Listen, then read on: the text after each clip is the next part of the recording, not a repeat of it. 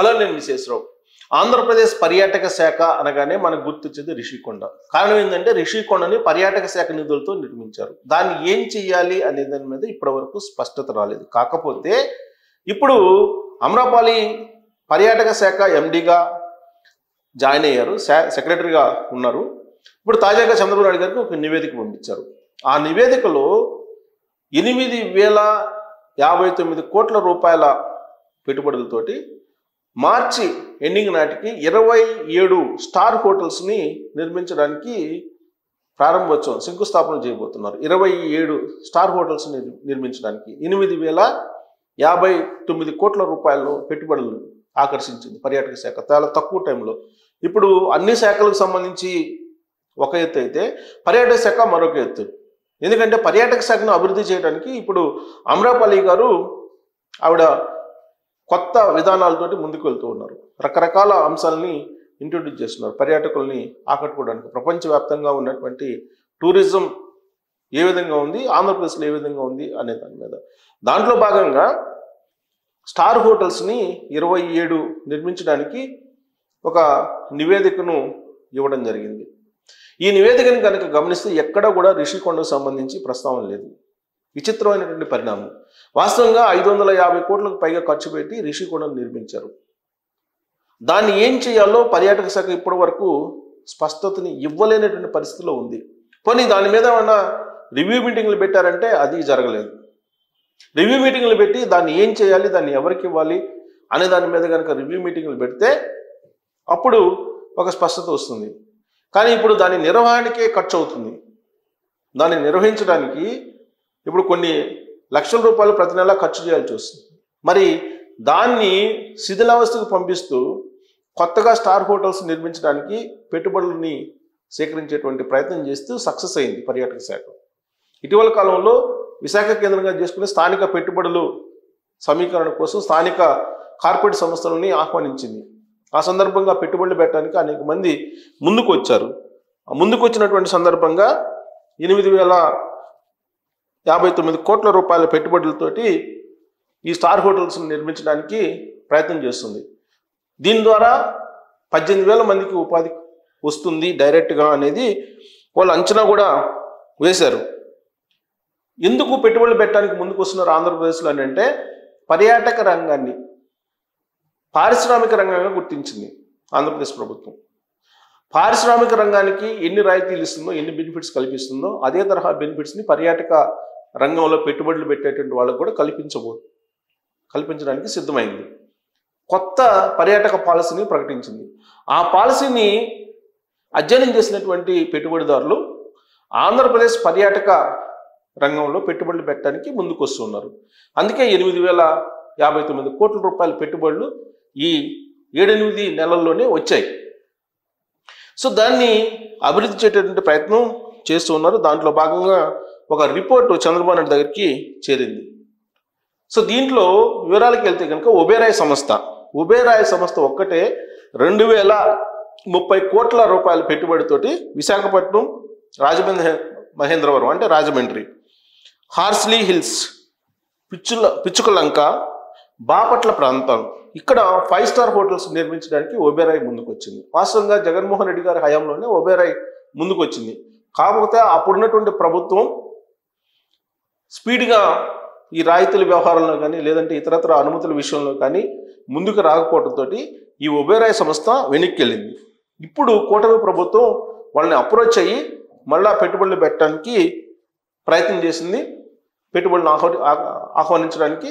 దాంట్లో సఫలీకృతం అయ్యారు కూడా. దాంతో ఒబేరాయ్ సంస్థ ఈ ప్రాంతాల్లో పెట్టుబడులు పెట్టడానికి స్టార్ హోటల్స్ని నిర్మించడానికి ముందుకు వచ్చింది.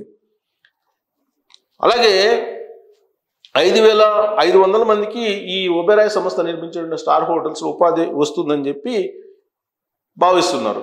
ఇక చంద్రబాబు నాయుడు గారికి ఇచ్చినటువంటి రిపోర్ట్లో మరొక అంశం ఏంటంటే బాపట్లలో వచ్చే నెలాఖరికి అంటే మార్చి నెలాఖరికి 170 కోట్లతోటి గోల్డెన్ శాండ్ బీచ్ స్టార్ హోటల్కు శంకుస్థాపన చేయబోతున్నాము అనేది దాంట్లో పొందుపరిచిన అంశం.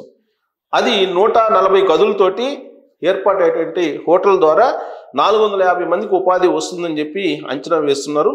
ఇక రాష్ట్రంలో వివిధ ప్రాంతాల్లో 21 స్టార్ హోటల్స్ ఇవి కాకుండా ఏర్పాటు చేయడానికి అనేక సంస్థల నుంచి ప్రతిపాదనలు వచ్చాయి. దీంతో 5,850 కోట్లతో ఈ హోటల్స్ స్టార్ హోటల్స్ అనేవి నిర్మించబోతున్నారు.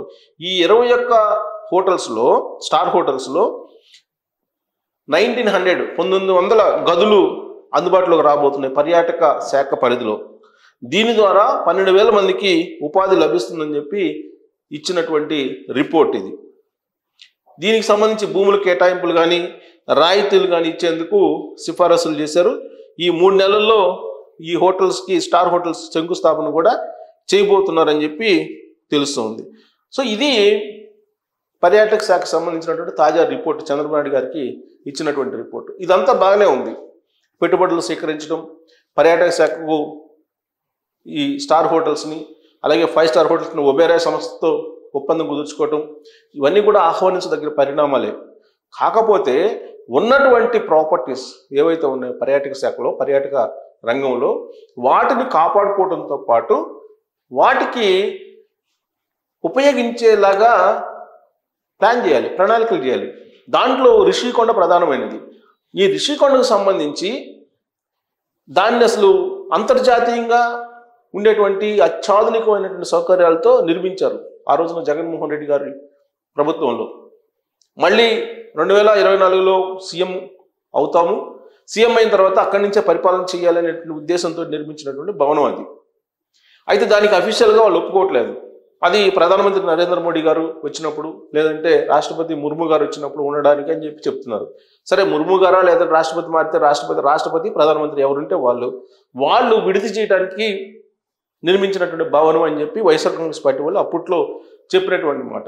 అంతకుముందు ఏం చెప్పారు దాని గురించి, అది ఇతరత్ర అవసరాల కోసం వాడుకోవడానికి అని చెప్పారు. పోనీ అదేమైనా చట్టబద్ధంగా నిర్మించారా ఆ నిర్మాణాలు అంటే అది గ్రీన్ ట్రిబ్యునల్లో కేసులు కూడా ఉన్నాయి. ఐఎస్ కమిటీ వేశారు. ఆ కమిటీ కూడా ఆ నిర్మాణాలన్నీ కూడా సక్రమంగా లేవు, ఆ నిర్మాణాలు అనుమతులు మించి ఉన్నాయి, అనుమతి పరిధులను దాటిందని చెప్పి వాళ్ళు కూడా ఇచ్చారు. సరే, ఇవన్నీ కూడా అడ్డంకులు ఉన్నప్పటికీ కూడా 550 కోట్ల రూపాయలు పైగా ఖర్చు పెట్టేసి విలాసవంతమైనటువంటి ఒక భవనాన్ని సముద్రపు ఒడ్డున ఋషికొండ మీద నిర్మించారు ఆ రోజున జగన్మోహన్ రెడ్డి గారు. దాన్ని ఈ కూటమి ప్రభుత్వం అధికారంలోకి వచ్చిన తర్వాత ఓపెన్ చేసి ఆంధ్రప్రదేశ్ ప్రజలకు చూపించి జగన్మోహన్ రెడ్డి గారు నిధులు ఏ విధంగా దుర్వినియోగం చేశారో చూడండి, జగన్మోహన్ రెడ్డి గారు విలాసవంతమైనటువంటి జీవితానికి ఏ విధంగా ప్రజాధనాన్ని దుర్వినియోగం చేశారో చూడండి అంటూ చూపించారు. చంద్రబాబు నాయుడు గారు లోపలికి వెళ్ళారు, అక్కడ గంటా శ్రీనివాసరావు గారు వెళ్ళారు, దాని మీద పవన్ కళ్యాణ్ గారు దృష్టి పెట్టారు. ఇవన్నీ జరిగాయి. మరి 8 నెలల తర్వాత ఈ రిషికొండను ఏం చేస్తున్నాము, ఏం చేయబోతున్నాము అనేది ఒక క్లారిటీ ఈ ప్రభుత్వం ఇవ్వలేకపోతుంది. దానికి కారణం ఏంటి? అమ్రపాలి గారు లాంటి కార్యదర్శి వచ్చినప్పటికి కూడా, ఆవిడ పర్యాటక శాఖ ఎండీగా ఉన్నప్పటికి కూడా ఆవిడకి కూడా ఒక క్లారిటీ రానటువంటి పరిస్థితి ఏర్పడింది రిషికొండ మీద. మరి ఈ రిషికొండకు సంబంధించిన అంశాన్ని పొందుపరచకుండా 8,000 కోట్లకు పైగా 5 స్టార్ హోటల్స్ కానీ స్టార్ హోటల్స్ కానీ మేము నిర్మిస్తున్నాం అని చెప్పి ఒక రిపోర్టు చంద్రబాబు నాయుడు గారికి పంపించారని అంటే రిషికొండని ఇక మర్చిపోయారా?